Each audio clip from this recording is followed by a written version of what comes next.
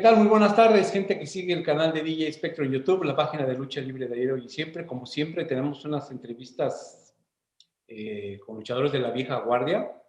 En este caso va a ser excepcional porque tenemos a la viuda del señor guerrillero César Valentino, la señora Griselda Dromundo, quien nos va a hacer favor de relatarnos la trayectoria del guerrillero César Valentino. Y no se crean, ella estaba, hagan de cuenta que estamos hablando con el señor, porque yo he platicado con ella y me ha contado unos detalles muy sorprendentes, cosas que yo también desconocía. Pues quiero presentarles a la señora Griselda Dromundo. ¿Cómo está, señora? Muy bien, gracias. Buenas tardes. Le agradezco su tiempo. Habíamos tenido ahí unas pequeñas, no nos habíamos concretado para la reunión, pero yo le agradezco su tiempo. Y pues ya vámonos directamente a los datos, a las cosas interesantes. ¿Qué les parece si nos habla de la primera etapa de su marido, dónde nació, cómo se llamaba y cómo se interesó por la lucha libre? Bueno, él nació el 8 de febrero de 1941 en la ciudad de Tlacotalpan, Veracruz. Y fue criado en la ciudad de Veracruz. Okay. ¿Su nombre real de César Valentino cuál era? César Osvaldo Varela Delgado. Okay. Era descendiente de árabes. De árabes, correcto. Correcto. ¿Usted sabe cómo se interesa en el deporte, cómo es su infancia, obviamente después cómo da el salto a la lucha libre? ¿Nos puede contar al respecto? Sí, cómo no. Él desde chiquito se interesó en la lucha libre, le gustaba mucho. Su mamá lo llevaba de las orejas a la escuela, pero él decía que no le gustaba, que él iba a ser luchador. Y pues ahora sí que a como pudo sacó la secundaria, pero desde chiquito empezó a entrenar. Desde muy pequeño se iba al gimnasio con el señor Cepelín Ahumada, que fue su maestro de la lucha libre. Y él fue, el señor Cepelín Ahumada, el que le puso César Valentino. Por la fisonomía, ¿no? Que era muy bien parecido y que repetimos Bueno, algo. No, sí, algo muy diferente al común de los luchadores de esa época, ¿no? Que eran más recios, sus rostros, todo. ¿Nos puede decir, más o menos cuánto tarda en entrenar y cuándo es, más o menos una fecha aproximada cuando debuta? Esto debe haber sido por los 60s, cuando debutó. fue por el 62 más o menos, que él ingresó a la Arena Coliseo, a la Comisión Mexicana de la Lucha Libre, La de empresa la mexicana. Coliseo con el señor Lutero. Sí. ¿Cómo se da ese contacto? Porque él era muy joven. ¿Cómo se da ese contacto? Pues entrenando con el señor Felipe Hanley. Ok. Y yendo a la empresa, ahí en la arena había gimnasio y entrenaba ahí en la Arena México. Y ahí fue como fue fogueándose con los promotores de la empresa de el señor Salvador Lutero. Hay un dato muy interesante que ya lo corroboramos con usted. Yo lo tenía, y de hecho tengo imágenes de él, pero después lo corroboré con usted. Él inició enmascarado, como el intocable. Pero fíjese que todavía no lo conocía yo. Ok. Fue enmascarado, pero no le gustó. Sí, No de le gustó hecho. la máscara y la perdió, creo que con el espanto primero. Así es, el intocable, o sea, algo. Algo así, ajá. Y después viene, él inicia entre los coliseínos, pero veo que realmente él comienza a ser muy solicitado en el extranjero, se va a España, se va a Canadá, muy joven, realmente él tendría 22, 20, 22 años, 23, que a la par de que inicia carrera entre los coliseínos, le empiezan a salir contratos para que se fuera a España, a Europa, regresa, se va a Canadá. ¿Él le platicó alguna vez por qué se dio esto? O sea, ¿cómo se lo llevaban? Bueno, el que se lo llevó a la Argentina de hecho fue padrino de boda de nosotros, el señor Gol Rubinsky. Ok.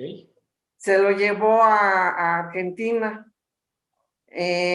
Todavía no nos casábamos, no nos conocíamos, él estuvo un tiempo por allá y de ahí se fue a Europa, estuvo bastante tiempo por allá trabajando y ya desgraciadamente fallece su papá y es como se regresa a la ciudad de Veracruz y seguir trabajando aquí en la Ciudad de México.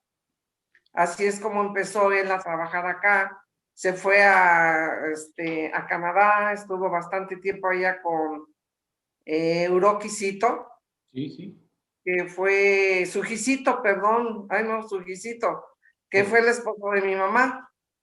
Y de ahí estuvo en Canadá como 3 meses y se regresó para acá. Porque ya estábamos casados, ya tenemos una niña y pues nos extrañaba bastante. Él, César Guerrero Valentino, déjenme decirles que fue parte importante en la formación de la carrera del solitario, porque cuando el solitario llega a la empresa, curiosamente se enfrentaba muchos mano a mano con el guerrillero Valentino, aunque ambos eran rudos en un principio.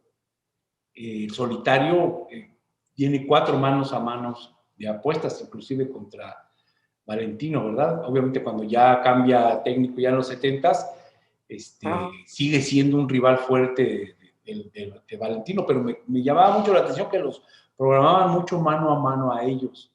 Bueno, antes de llegar a esa época, perdón, nos saltamos, en los 60s, ¿cómo es cuando usted se matrimonia con César? ¿Cómo empieza la vida a la parte de ser esposa de un luchador ya, vamos, es un deportista, pero cómo era en casa, se ausentaba, los viajes, la comida? Cuéntenos todo eso. Bueno, mire, yo lo conocí en 22 de diciembre de 1967. ¿Okay? Me fui de escapada a la lucha, a la Arena Coliseo, con una hermana y una prima. Yo nunca había ido a las luchas, estaba sentada en una tercera fila y él estaba del lado opuesto completamente en la Arena Coliseo, ya casi listo para subir. Entonces me mandó llamar con Chilicas, no sé si se acuerda usted Sí, fotógrafo. el fotógrafo. Entonces nos mandó llamar y yo pensé que le hablaban a mi hermana, no a mí, ¿no? Y ahí fuimos a ver quién era, ¿no?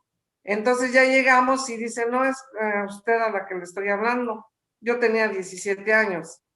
Entonces, pues ya empezamos a platicar y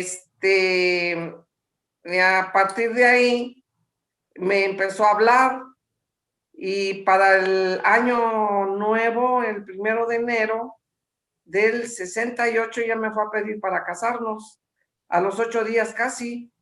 Okay. Y al mes me casé con él el 21 de febrero del 68. Duré 42 años casada con él. ¿Cómo es la vida de una esposa de un luchador? ¿Qué hay que hacerle de comer? ¿Cómo hay que atenderlo cuando llegan todos del trabajo que llegan golpeados? ¿Cómo es la vida de la esposa de un luchador? Híjoles, la vida de nosotras, las mujeres, las esposas de los luchadores, sufrimos junto con ellos, porque sales, pero no sabemos cómo va a regresar, ¿verdad? Y como padre fue excelente, no porque haya sido mi esposo el padre de mis hijas, pero él se preocupó mucho por nosotras. Tengo 2 hijas, Yamel y Gabriela, y era un hombre que no le gustaba ausentarse mucho de su familia. Cada vez que él se iba de gira, pues nos extrañaba. Hablaba de donde fuera, pero él no hablaba. Y en cuestión de la comida, si le hacía yo piedras, las mismas que se comía, no había problema con él. De ninguna especie, era muy de su casa, muy de sus hijas. Le puedo decir un excelente padre. Problemas como todos los matrimonios, pero sin problemas grandes que hubiéramos podido tener, como todo matrimonio. Yo me imagino, perdón Supimos que, sí, adelante. Sí. Y en cuestión de sus giras, pues hizo muchas y se ausentaba por un mes a lo mucho. Era lo más que él se podía ausentar. Más no, más no. Cuando fue a Japón igual, nada más aguantó un mes y se regresó. Pero él siguió aquí en la Ciudad de México y en toda la República Mexicana y parte del mundo, ¿no? Porque sí, sí salió muchísimo. Me imagino que ustedes como esposas de un luchador, aparte de, ya sabemos que tienen que realmente encargarse de los hijos, la casa, tienen que ser también como medio enfermeras, porque cuando tienen que ayudarlos cuando llegan con golpes, con lesiones, entonces ustedes tienen que aprender cómo van a ser, no solamente la esposa que cuida el hogar, el matrimonio, sino cómo va a cuidar una lesión, un golpe, un sangrado, una herida. ¿Puede contarnos al respecto? Cuando fue una vez a Tijuana, le aventaron un botellazo en la cara y le abrieron el ojo, que por poco se lo sacan, pero afortunadamente y gracias a Dios le hicieron muy buena cirugía y siguió adelante. En otra ocasión en la ciudad de aquí de Jalapa, Veracruz, ya iba para los vestidores, también le aventaron un botellazo y le fracturaron, le cortaron los tendones de la mano y así se vino de Jalapa aquí a la Ciudad de México a que lo curara su doctor que tenían, el doctor Rafael Olivera, Sí, que sí. ya también ya Falleció. partió. Fracturas en clavículas, fractura en lo operaron de los meniscos y tendones de la rodilla, siguió luchando. Después le pusieron ya una prótesis en la rodilla, en la cual pues esa fue que ya no pudo seguir trabajando porque tenía una prótesis y ya no pudo seguir. Dentro de esta primera época que dividimos la carrera del guerrillero en 5 épocas, de esta que estamos hablando, a principios de los 70 él tiene contacto con el cine porque él le enseña a uno se viene una película que se llama los campeones, los justicieros, los justicieros, y él es el encargado de enseñarle a unos enanitos cosas de lucha, y de hecho eso le sirve para después ser instructor de lucha de Jorge Rivero, sí. A Jorge Rivero y a Rogelio Guerra él los enseñó a luchar para cuando tenían acciones en las películas, él los enseñó. De hecho, le mandé ahí una fotografía. Sí, la vamos a estar poniendo aquí. Ajá. Pero a la vez también con 1000 máscaras, ¿verdad? También con 1000 máscaras participa en Los Vampiros de Coyoacán. Ajá. Hizo muchas películas con el profesor, con el Santo. Sí, sí. Y con Blue Demon. Y unas americanas también, películas. Y pues hizo con los polivoces, con la India María, con el Santo. Hizo bastantes películas con ellos. Y Siempre era muy solicitado. dentro de esta, vamos a llamar, etapa del cine, ¿usted no se sentía celosa de que de repente a él ya lo vieran ya también, no nomás como luchador, que era muy bien parecido y físico, muy bien cuidado, sino también ahora en el cine? O sea, usted no había ahí, ¡ay! Cuéntenos. Fíjese que yo me casé con un hombre público, ¿no? Lo amé con todo mi corazón, sí, mucho lo quise, como mi esposo que fue. Y fíjese que nunca lo celé, porque las mujeres llegaban en mi cara a abrazarlo, a besarlo, y yo, pues, yo nada más veía, ¿no? Y decía, amiga, Yamel, tú no quieres a mi papá porque no lo celas, no te enojas. Le digo, no, pues que yo sé lo que tengo en la casa, ¿no? Además, pues es su trabajo y realmente a mí nunca me faltó en nada que yo haya visto algo jamás. Nunca, siempre me respetó y me dio mi lugar como su esposa. Qué Así es bueno. que no, pues yo sabía lo que tenía en casa. Qué bueno. Después termina su etapa como coliseíno a mediados de los 70 y él es de los fundadores, no estoy seguro si fue de los fundadores de los Independientes o ya llega ya que empezó la desbandada, ya que empezaron las primeras funciones. Me parece que en la segunda es cuando él aparece y comienza otra carrera ahora con los Independientes con el señor Flores, ¿sí? Vemos que es parte importante en el Palacio de los Deportes, en las funciones, luchas de apuesta, luchas de campeonato, y obtiene un campeonato que de hecho es una división que se crea entre los Independientes en la UWA, que es el campeonato semicompleto junior, que él gana al final de la eliminatoria, si no estoy equivocado, se lo gana, me parece que a Aníbal. Y América. Es un triangular entre Aníbal, América Salvaje y César Guerrero Valentino, y él les gana y se corona. ¿Cómo fue esta etapa? Los que fueron eliminándose. Sí. Para llegar a campeón mundial. ¿Cómo fue esta etapa con los Independientes? ¿Hubo aumento de trabajo, aumento de dinero? Sí, más, o sea, cuéntenos, por favor. No, hubo, cuando el señor Francisco Flores fundó la empresa de los Independientes, pues casi todos los de la empresa de la Comisión de la Arena México, sí, pues se fueron muchos con el señor Flores y Carlos Maínez, sí, que son los que hicieron las funciones en el Palacio de los Deportes, Coliseo, no, Palacio de los Deportes y el Toreo Cuatro Caminos, que era fuerte. Sí. Quedaba la gente afuera cuando hacían las funciones. Usted sabe que el toreo era muy grande y hacían unos luchones tremendos, muy fuertes. Ahí es donde se despidió el Santo, cuando el Santo tuvo un accidente, un infarto, pues lo llevaron a los vestidores y quien lo reanimó y lo volvió a la vida fue él, porque nadie sabía qué hacer.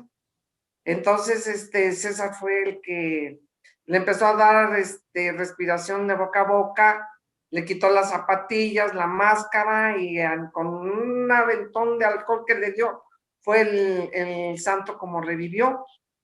Esa es una. La otra fue con el señor Blue Demon, que tuvo un accidente en la ciudad de Monterrey, se cayó de un primer piso, se abrió la cabeza, que le pusieron una placa, y él estaba ahí y ayudó a su esposa Goyita a recuperarse.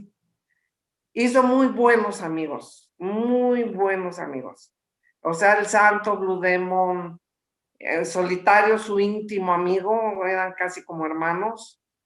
René Guajardo, a René lo quiso muchísimo y estuvo con René Guajardo en Monterrey hasta que el señor partió, que tan estuvo ahí que cuando regresó acá, pues ya se estaba quedando hasta sin trabajo en la PGR, porque se estuvo mucho tiempo en Monterrey con él y prefirió estar con su amigo hasta que partió.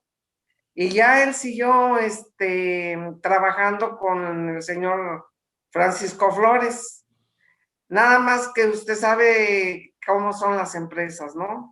No ven por los luchadores, y se lastiman, no te dan ni 5 centavos. Te exprimen hasta que ya no sirves y te botan, ¿no? Entonces, si no luchaban, pues no había dinero. Y ellos tenían que cubrir sus fracturas, sus enfermedades, todo. Entonces fue cuando ya después de los Independientes lo mandaron llamar de Televisa, el señor Caro, claro, y Moisés Zárate, que trabajaban en Televisa. Entonces lo invitaron a formar parte del Pabellón Azteca.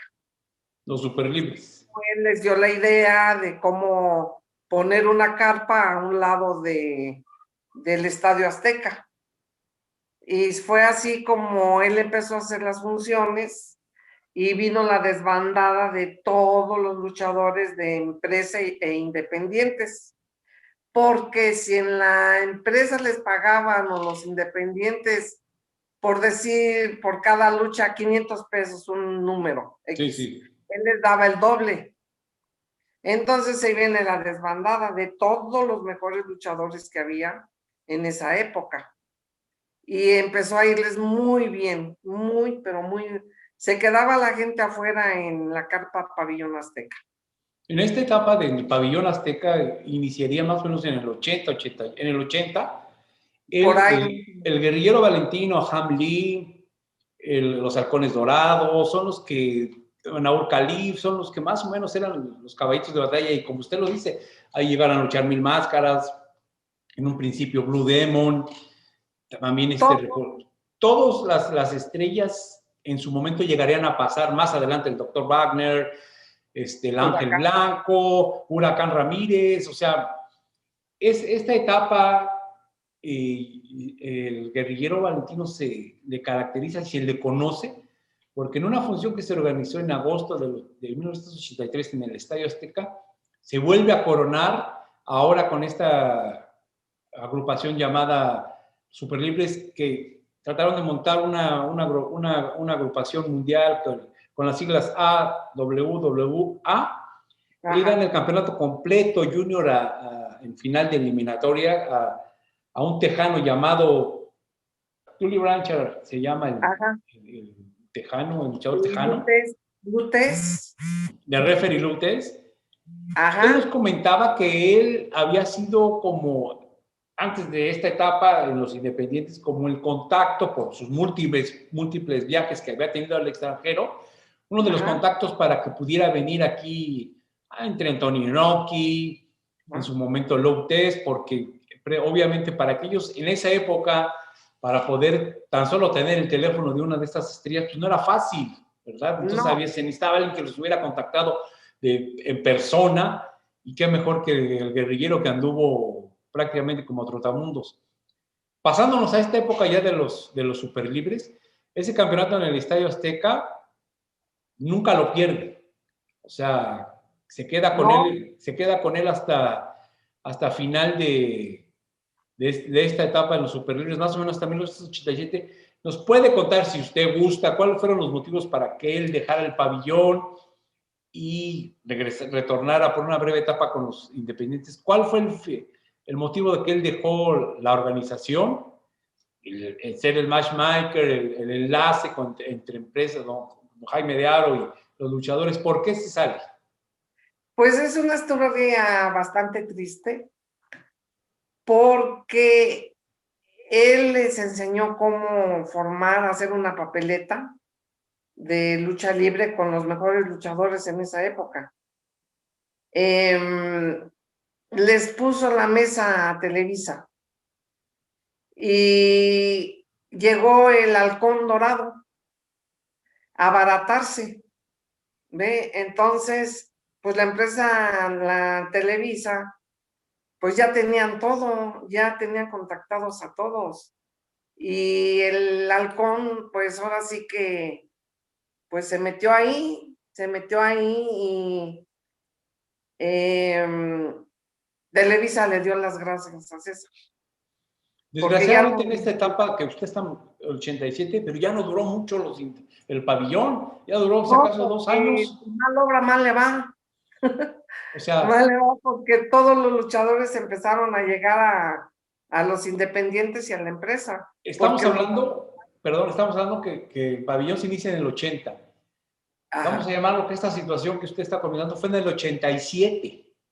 Sí, o sea, 7 años estuvo el guerrillero, y de repente, después de este cambio que se da con esta otra persona que toma el control, ya nada más duró 2 años.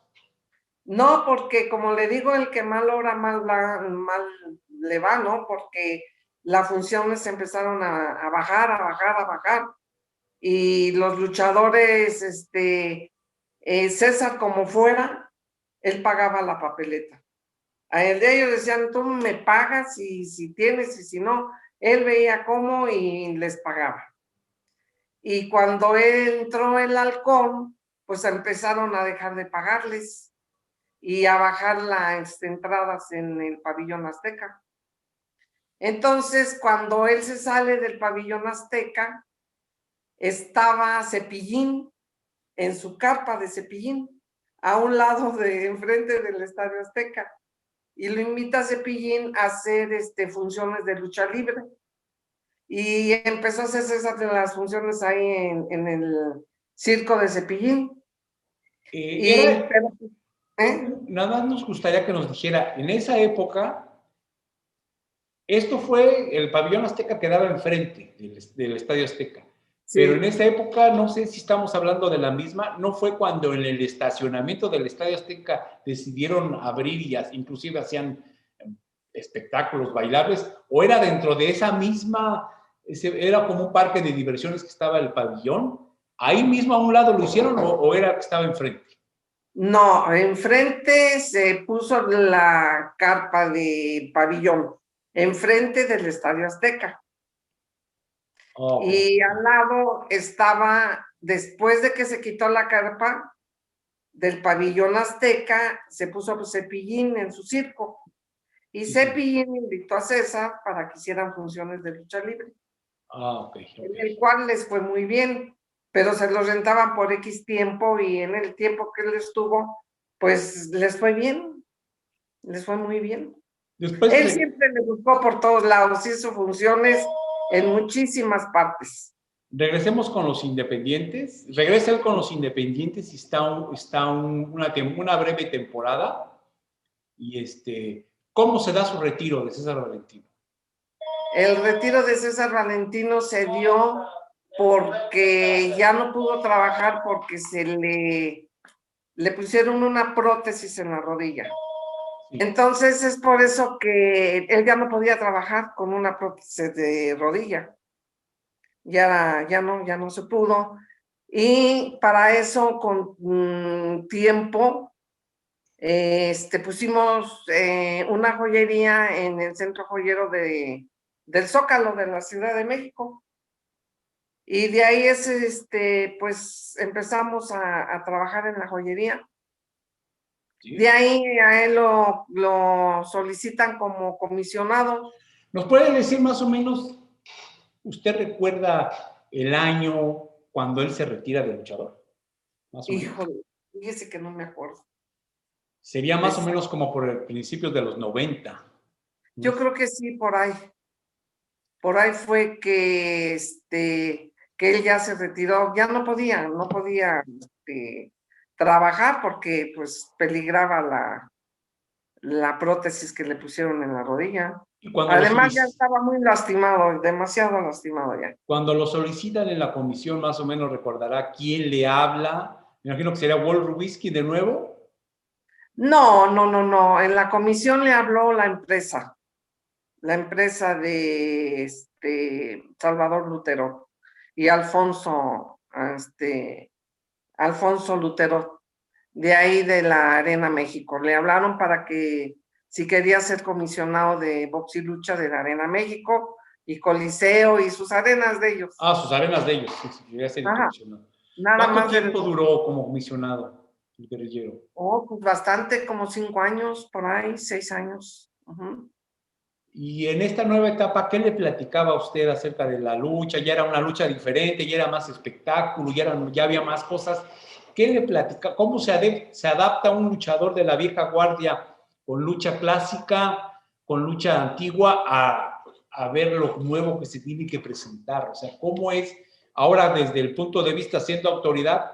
¿Qué le comentaba él de lo nuevo que veía? Pues que ya no era lo mismo.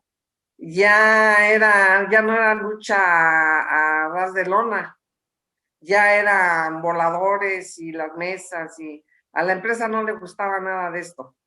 Es más, si subían con su arete, una cadenita o algo, se los quitaban. No permitían como las luchas que hacían en el toreo de 4 caminos, no sé si se recuerdan. Sí, sangrientas, y cosillazos. Que eran bien sangrientas, ¿no? Y es lo que le gustaba al público. Y en la arena ya después de tantos años fueron prohibiendo eso, que no lucharan abajo del ring. Y fue cambiando, dieron un giro de 90 grados.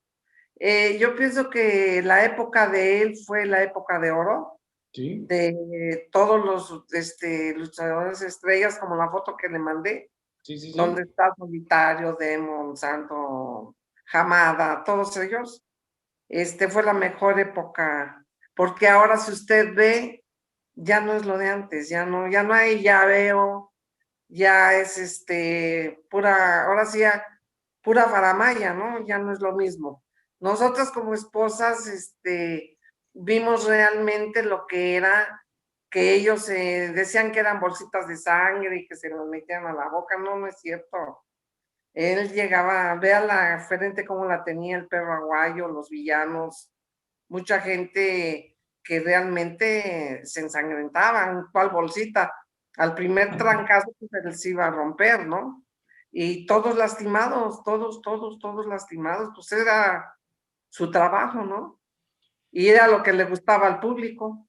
El señor Valentino fallece, si no estoy equivocado, el 15 de junio del 2009.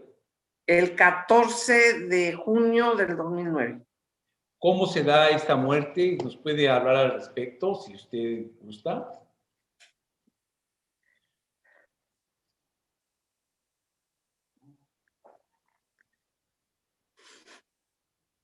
Lo siento, disculpe, disculpe.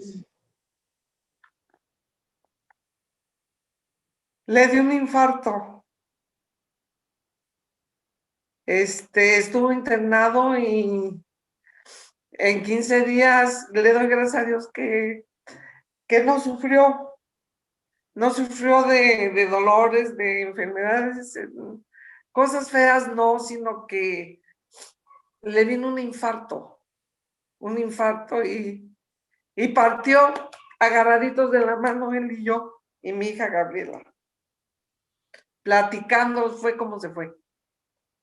Realmente es importante que la gente conozca a la trayectoria, porque como lo decimos, nosotros los vemos en el ring, los vemos como superhéroes, golpes, llaves, luchas, lances, admiración, pero también son seres humanos que tienen su familia y sufren y gozan como todos. Y Claro. no sé si le incomodó la pregunta, yo puedo editarla y quitarla, o sea. No, no hay problema.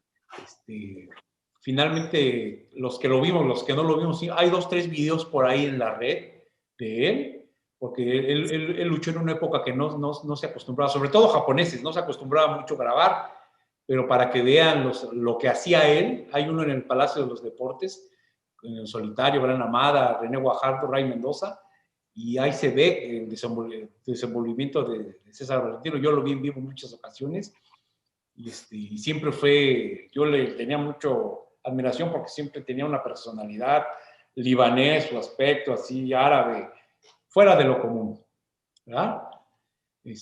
Quisiera, bueno, entonces me gustaría que para despedir esta entrevista nos contara una anécdota curiosa, algo que haya terminado ahora con unas carcajadas a distancia, algo que haya vivido, una o dos, las que nos quiera contar.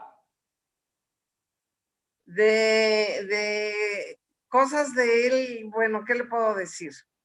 Era una persona muy noble, muy noble, querido por toda la gente porque ayudó siempre estuvo ayudando a sus compañeros, a gente que necesitaban de él.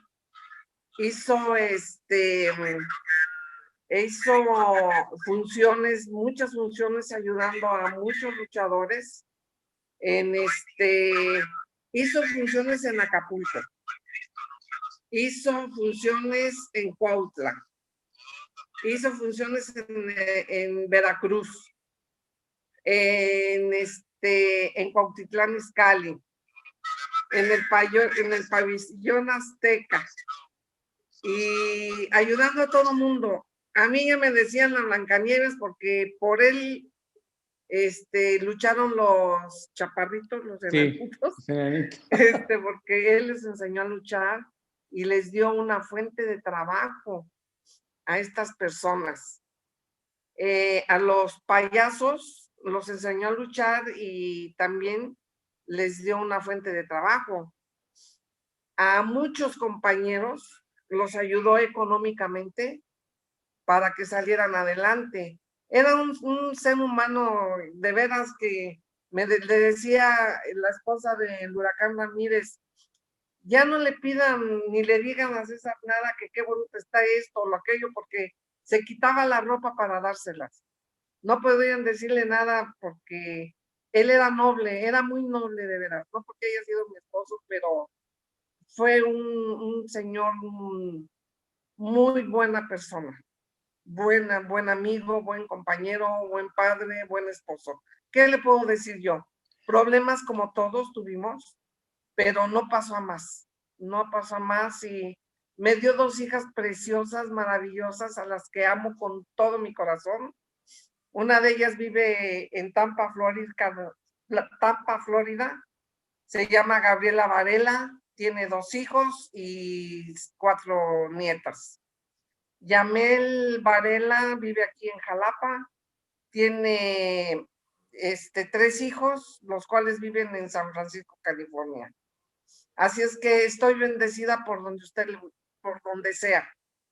Gracias a Dios, estás bien, nos dejó bien y lo recuerdo con mucho cariño. ¿Qué le puedo decir? Usted me habla de él y a veces lloro o me acuerdo de cosas, convivencias con él, siempre alegre, siempre contento. No había problema, pero sí cuando se enojaba, cuidado, cuidado que le faltaran a sus hijas o a su esposa, porque se regresaba y más al suelo. No le gustaba que nos faltaran al respeto, porque era bien celoso, eso sí le puedo decir. Él sí era celoso de sus hijas y de su esposa. Algo que Pero nos de quiera ahí en decir, fuera se preocupó por nosotros mucho. algo que le quiera decir a los aficionados para que recuerden, ya nos habló para que recuerden a César Valentino luchador, algo que nos quiera decir, algo que él dijera de los aficionados, el respeto que le tenían a la lucha libre. Que estoy muy agradecido por el público, que lo apoyó mucho en las funciones del Toreo Cuatro Caminos, de el Estadio Azteca, del Pabellón Azteca, de todos los lugares a donde él trabajó, pues enardecía al público, él sabía cómo luchar, cómo hacerlos enojar, que a veces se tenía que salir enmascarado porque ya lo estaban esperando afuera para rompeárselo, pegarle o hacerle algo, pero como ser humano fue una persona muy buena. ¿Qué le puedo decir? Le estoy hablando con la verdad lo que fue. No, claro que sí. ¿Sí? Sí, absolutamente. Díganos, parece que usted abrió una página de Facebook para él, ¿verdad? Sí. Para que se contactaran, si algún aficionado, algún otro medio quiere entrevistarla, no sé. Sí, me encantaría, fíjese. Me gustaría mucho porque no sabe usted la cantidad de personas que han hablado, que le han mandado mensajes a mi hija Yamel, mandando fotos, comentarios de cuando él luchaba, las convivencias compañeros que tuvieron con él. Nunca me imaginé que tanta gente lo apreciara mundialmente, se lo puedo decir. Que gracias por su apoyo, porque de ellos comimos, ¿verdad? Del público.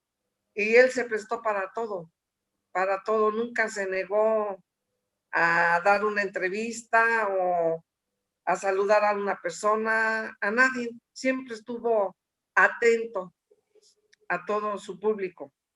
La página de Facebook, ¿quiere que la demos? Sí. Es Griselda Dromundo y tiene como foto de perfil al guerrillero con una boina, una foto en blanco y negro muy bonita. Ajá. Ahí quien quiera contactar para una entrevista, para algo, pues puede acceder y mandarle solicitud y ya la señora Griselda será la encargada de canalizarlos. Yo le quiero dar las gracias por esta entrevista, fue muy enriquecedora. Realmente las nuevas generaciones tienen que conocer a los luchadores de antes y los que lo conocimos tenemos que refrescar siempre que ellos fueron base de este bello deporte espectáculo que es la lucha libre. Le mando un cordial saludo hasta Jalapa y estamos en contacto, señora. Muchas gracias. Que Dios lo bendiga y gracias por esta entrevista. Gracias. Hasta luego, gracias. Hasta pronto.